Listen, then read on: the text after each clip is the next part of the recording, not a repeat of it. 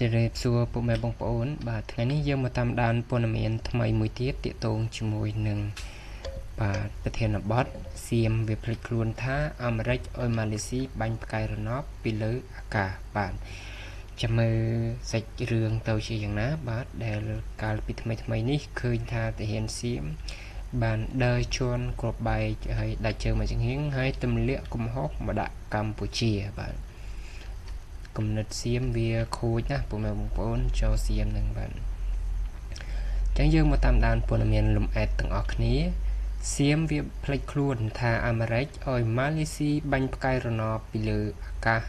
តាមដានរឿងសភាពការព្រំដែននៃបទជបាញ់និងតាមការ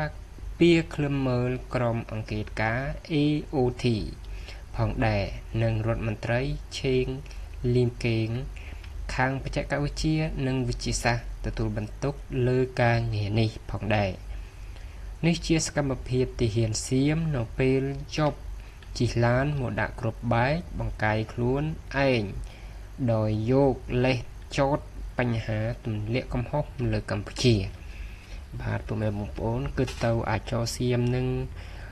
គំនិតវាគឺប្រៃផ្សៃណាពុកម៉ែបងប្អូនបាទតាំងពីសម័យបុរាណមកជាងឃើញហើយប្រវត្តិសាស្ត្របាទគឺអាចោសៀមនឹងវាប្រើល្បិចគ្រប់មធ្យោបាយដើម្បីទទួលបានទឹកដីកម្ពុជារបស់យើងគឺវាស្រេកឃ្លានចង់បានរបស់គេណាពុកម៉ែបងប្អូនអាចោសៀមនឹងបាទយើងមានអ្នកជិតខាងអាក្រក់គឺពិបាកបន្តិចហើយពុកម៉ែបងប្អូនទាល់តែយើងខ្លាំងខ្លួនយើងដែរបាទតោះយើងបន្តទៀតសៀមអាចប្តឹងកម្ពុជាមកលើកឆាកអន្តរជាតិស្វាគមន៍បាទបើដូចវាចោតមែនហ្នឹងគឺកម្ពុជាយើងស្វាគមន៍ឲ្យវាដាក់ពាក្យបណ្ដឹងទៅបើថាកម្ពុជាអ្នកដាក់បាទទៅអង្គការអន្តរជាតិទៅតែវាមិនចឹងទេបងប្អូនគឺវាដាក់ហើយវាចោតយើងហើយវាចង់ធ្វើស្គ្រាមជាមួយនឹងយើងដើម្បីដណ្ដើមយកទឹកដីរបស់យើងបាទនិយាយទៅ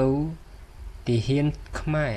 មីដឹកនាំខ្មែរមិនដែលមានកូនចាត់តូចប៉ុនសរសៃធូប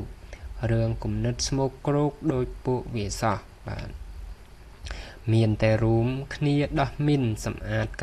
99% លើផ្ទៃដីកម្ពុជាហើយកម្ពុជាមិនដែលបានកំងទិញគ្រាប់មីនពីប្រទេសណាទេមានតែសុំជាសម្ភារៈបច្ចេកទេសដោះមីនតែប៉ុណ្ណោះចំពោះមីនថ្មីដែលថៃថតនោះសុទ្ធសឹងជាមីនដែលសៀមខ្លួនឯងបាទកំងទិញនិងប្រើប្រាស់ហើយកម្ពុជាក៏មិនដែលមានគ្រប់មីនចង្កម MK 86ស្អីគេដែរបាទនឹងគឺ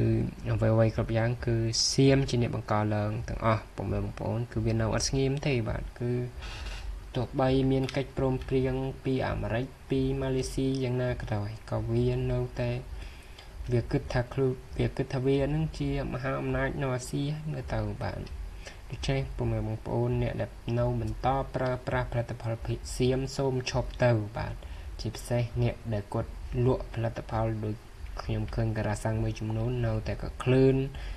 អត់ព្រមដកស្លាកចេញទេបាទគឺនៅបង្កើនកម្ពុជាប្រជាជនខ្មែរយើងនឹងឯងបាទអត់ដឹងអាគោក្បាលប្រកាសគិតអីបាទដូច្នេះបាទព័ត៌មានថ្ងៃនេះខ្ញុំសូមជូនប៉ុណ្ណេះសូមអរគុណសូមជម្រាបលាបើមានកំហុសខុសឆ្គងអីក៏សូមអធិស្ឋានបាទសូមអរគុណ